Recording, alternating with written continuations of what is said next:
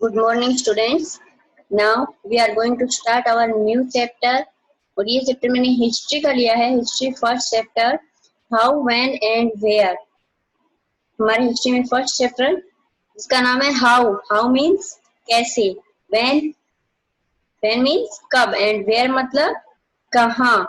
तो इस पूरे चैप्टर में, हिस्ट्री के चैप्टर में हाउ कैसे, व्हेन कब एंड कहाँ, कैसे कब कहाँ क्या हुआ, उससे रिलेटेड हमें इंसिडेंट्स पता लगेंगे.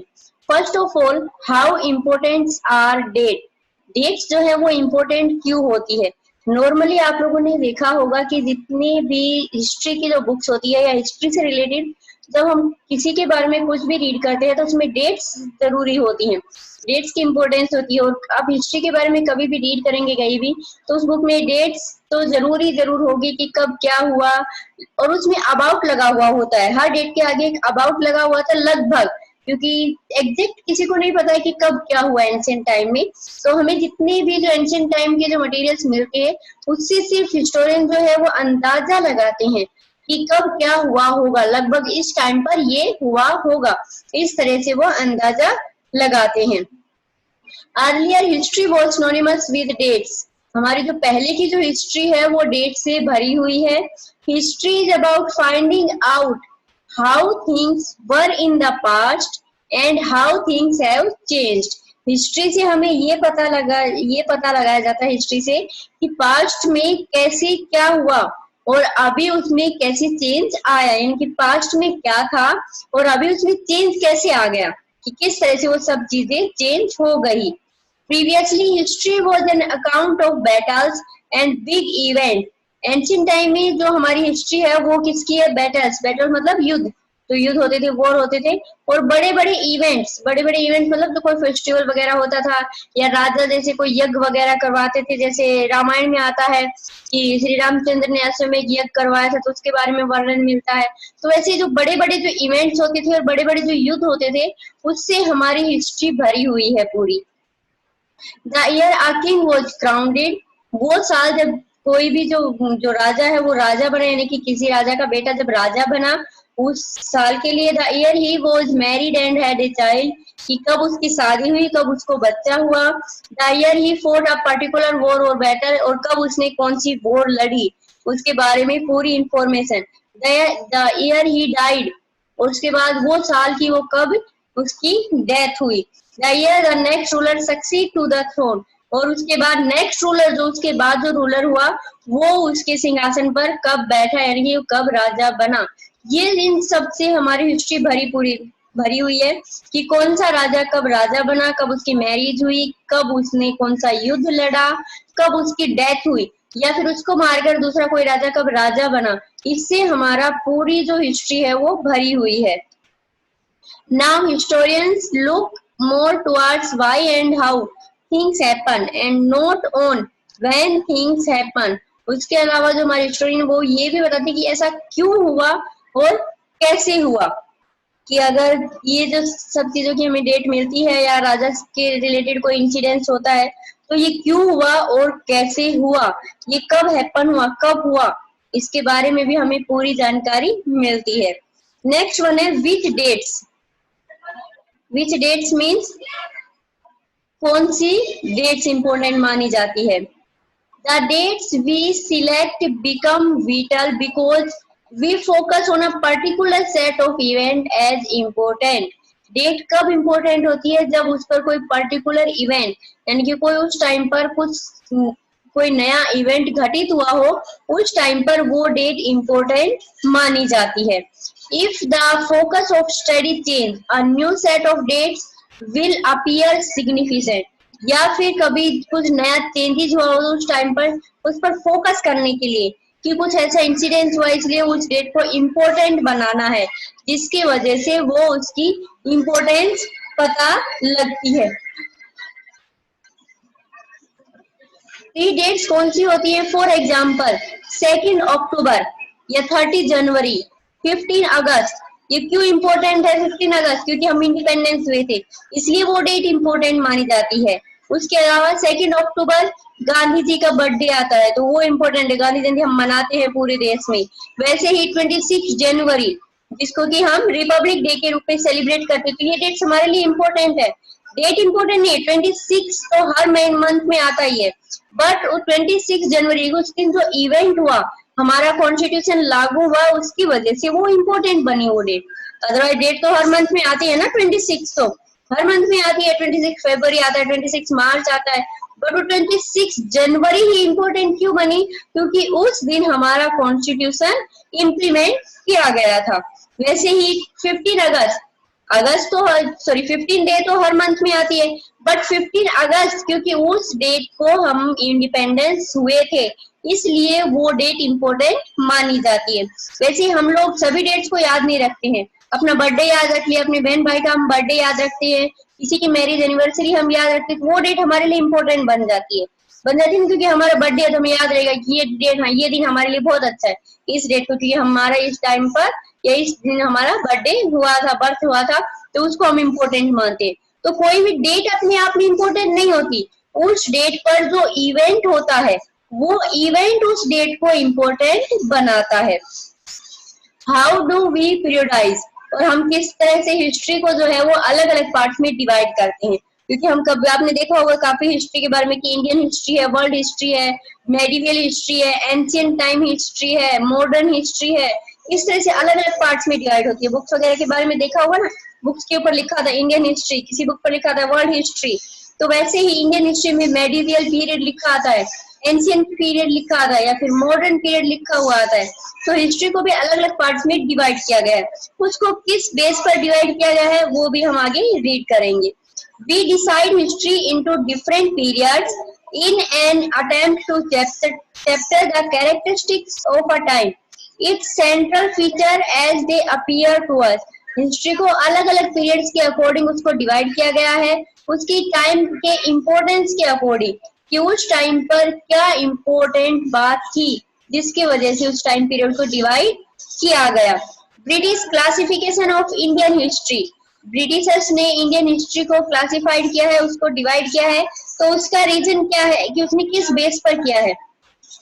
In 1817, James Mill, a Scottish economist and political philosopher, in his book 1817 में जेम्स मिल जो कि एक इकोनॉमिस्ट भी थे और एक पॉलिटिकल फिलोसफर भी थे, उन्होंने अपनी एक बुक में a history of British India, उनकी बुक का नाम है a history of British India, divided in Indian history into 3 periods. उन्होंने इंडियन हिस्ट्री को 3 पार्ट्स में डिवाइड किया। First one Hindu, second Muslim and third one British.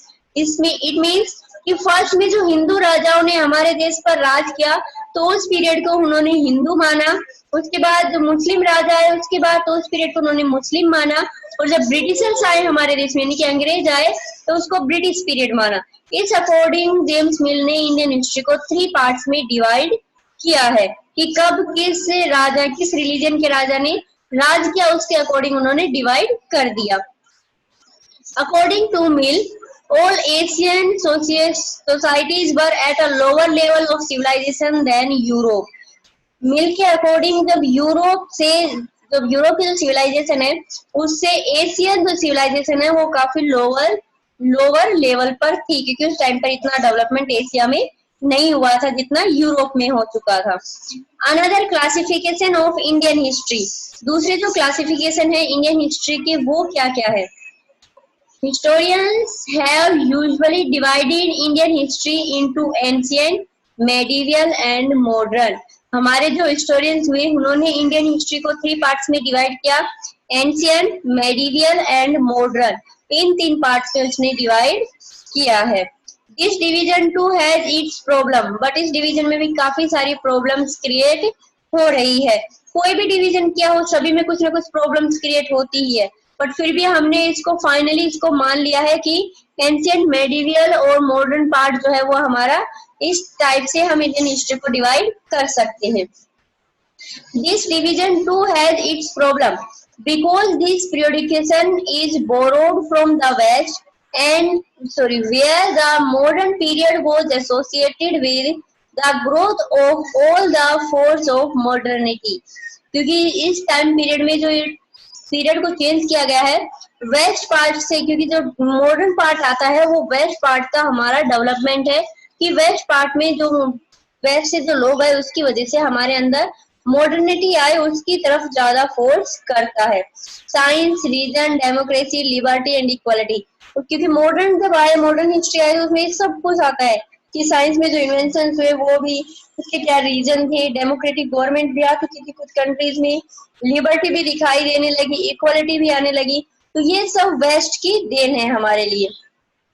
Medieval was a term used to describe a society where these features of modern society did not exist. ये जो modern society के जो features है कि science, reason, democracy, liberty, equality, ये medieval period में नहीं थे। मेडिवियल मतलब क्या होता है? बीच का। देखो, एंशिएंट मतलब पुराना, मेडिवियल मतलब मिडल, बीच का, और मॉडर्न मतलब प्रेजेंट। प्रेजेंट की बात नहीं करेंगे, प्रेजेंट से पहले जो हमारी हिस्ट्री हुई है उसके बारे में। तो एंशिएंट पुराना, बहुत पुराना, अर्लियर, मेडिवल मिडल, बीच का, एंड मॉडर्न मेडिवल के बाद वाला पीरियड। तो मेडिवल पीरियड में जो था वो जिस तरह से जो मॉडर्न पीरियड में जो फीचर्स आए या उसमें जो डेवलपमेंट हुए, वो मॉडर्निटी मेडिवल पीरियड में एग्जिस्ट नहीं हुई, उसमें नहीं पाई जाती थी। Many historian refer British rule period as colonial because in this rule, काफी हिस्टोरियन ने ब्रिटिश रूल को कॉलोनियल रूल भी बोला है, क्योंकि ब्रिटिशर्स हमारे देश के लिए कॉलोनियल वर्ड यूज करते थे। इसलिए ब्रिटिशर्स तो उन्होंने रूल किया हमारे ऊपर लगभग 200 इयर्स, तो उस टाइम पीरियड को हम कॉलोनियल पीरियड भी बोलते हैं। People did not have equality, freedom of liberty, क्योंकि उस टाइम पर भी इक्वालिटी और फ्रीडम और लिबर्टी, लिबर्टी मतलब दया करना, काइंडनेस, ये सब कुछ चीजें नहीं थी। क्योंकि जब ब्रिटिशर्स हमारे ऊपर रूल कर रहे थे तो उस टाइम में भी इक्वालिटी भी नहीं थी लोगों के साथ, क्योंकि वो बहुत ज्यादा भेदभाव करते थे, फ्रीडम भी नहीं थी किसी तरह की, और लिबर्टी भी नहीं थी। No economic growth and progress took place, और ना ही किसी तरह की कोई इकोनॉमिक ग्रोथ थी, क्योंकि ब्रिटिशर्स अपने अकॉर्डिंग रूल कर रहे थे। इंडियन लोग तो उसके अगेंस्ट में खड़े हुए थे कि किस तरह से वो इंडिपेंडेंस पा सकते हैं। नेक्स्ट आता है व्हाट इज कॉलोनियल। कॉलोनियल क्या है? The British came to conquer the country and establish their rule. Britishers ने हमारे देश पर कंट्रोल किया, उसको अपने कंट्रोल में लिया, एंड एस्टैब्लिश देयर रूल, और अपना रूल यहाँ पर स्थापित किया। सबजगटिंग लोकल नवाब्स एंड राजा, उन्होंने क्या किया, जितने भी लोकल नवाब और राजा थे उनको अपनी साइड में ले लिया, मतलब उनको अपने अंडर में ले लिया। British established control over the economic and society, Britishers ने पूरी तरह से इंडिया पर आने के बाद यहाँ की इकोनॉमिक और सोसाइटी, समाज के ऊपर भी और इकोनॉमिक हमारी जो अर्थव्यवस्था थी उसके ऊपर भी पूरी तरह से कंट्रोल कर लिया था। Collected revenue to meet all their expenses, और वो रेवेन्यू जो कलेक्ट करते थे अपने भी उसमें जितने खर्चे होते थे वो भी इंक्लूड करके तब वो फार्मर से, लोगों से टैक्सेस वसूल करते थे। Bought the goods they wanted to low price, produce crops they needed for export. वो क्या करते थे, जो उन्हें सामान खरीदना होता था वो लो प्राइसेस पर, वो खुद से प्राइस डिसाइड करते, बहुत ज्यादा लो प्राइसेस पर वो खरीदते इंडिया में से, और जो क्रॉप्स जो होती थी, जो उनके लिए इम्पोर्टेंट होती थी, उसको ज्यादा से ज्यादा प्रोड्यूस करवाते थे ताकि वो दूसरी कंट्रीज में उसको बेचकर बेनिफिट कमा सके। British rule brought about in values and taste, customs and practice. British जो रूल था वो उन्होंने सब कुछ खरीदा, उन्होंने वैल्यूज, टेस्ट, कस्टम, प्रैक्टिस सब कुछ उन्होंने पैसों में तोल दिया था। When the subjugating of one country by another lead to these kinds of political, economic, social and cultural changes, we refer to the process as colonization. उसके बाद जैसे जैसे तब जब चेंज आने लगी कंट्री में, कि एक कंट्री से जो उन्होंने ब्रिटिशर्स ने काफी सारी कंट्रीज पर कंट्रोल किया था, तो उसकी वजह से जब चेंजेस आने लगे, पॉलिटिकल चेंज हुआ, इकोनॉमिक चेंज हुआ, सोशल या कल्चरल जो भी चेंज हुए, उसकी वजह से कोलोनाइजेशन जो हुआ, औपनिवेशिक जो बना हमारा देश, दूसरे भी ब्रिटिशर्स के अलावा दूसरे बाहर के फॉरेनर जो लोग हैं वो भी हमारे देश में आने लगे, तो ये सब कुछ चेंज होने लगा। हाउ डू वी नो, और हम ये किस तरह से जानेंगे कि कब कैसे हुआ। Historians use various sources in writing about the modern history of India or last 250 years of Indian history. हमें हिस्टोरियन ने जो सोर्सेज जो कलेक्ट किए हैं, राइटिंग में जो हमारे पास सोर्सेज हैं, उन सोर्सेज से इन सब चीजों के बारे में हमें पता लगता है कि किस तरह से उन्होंने ये सब कुछ कलेक्ट किया था। और लास्ट के 250 ईयर्स तक, यानी कि लास्ट में ये जो मॉडर्न हिस्ट्री में, इंडियन हिस्ट्री में जो लास्ट के 250 ईयर्स है, उसके हमारे पास पूरे सोर्सेज इन रिटर्न डॉक्यूमेंट में पूरी इंफॉर्मेशन अवेलेबल है। एडमिनिस्ट्रेशन प्रोड्यूस रिकॉर्ड्स, एडमिनिस्ट्रेशन जो प्रशासन जो चलता था वो पूरे रिकॉर्ड्स रखता था, क्योंकि एंशिएंट टाइम में जब कॉलोनियल रूल था, ब्रिटिशर्स हमारे ऊपर रूल करते थे, तो उस टाइम पर ब्रिटिशर्स अपना सारा ऑफिशियल वर्क जो भी करते थे सब रिटर्न में करते थे, इसलिए हमारे पास रिटर्न में उससे रिलेटेड रिसोर्सेज अवेलेबल है। The official record of the British administration are one of the important sources. Britishers ने अपना जो भी वर्क किया वो उन्होंने किसमें किया, रिटर्न में किया, जिसकी वजह से हमें वो सब कुछ जो है वो रिटर्न में मिल जाता है। Every instruction, plan, policy, decision, agreement, investigation was written. क्या करते थे ब्रिटिशर्स, इंस्ट्रक्शंस, जो भी किसी चीज के इंस्ट्रक्शंस देने हो, कोई नया प्लान बनाया है, पॉलिसी डिसीजन या कोई नई पॉलिसी लागू करनी है देश पर, कोई एग्रीमेंट बनाया है किसी चीज के लिए, या कोई भी इन्वेस्टिगेशन की गई है, सब कुछ रिटर्न में लिखते थे। Britishers believe that the act of writing was important, क्योंकि वो मानते थे, वो विश्वास करते थे कि लिखना हमारे लिए कितना इम्पोर्टेंट है। British set up record rooms attached to all administrative institutions.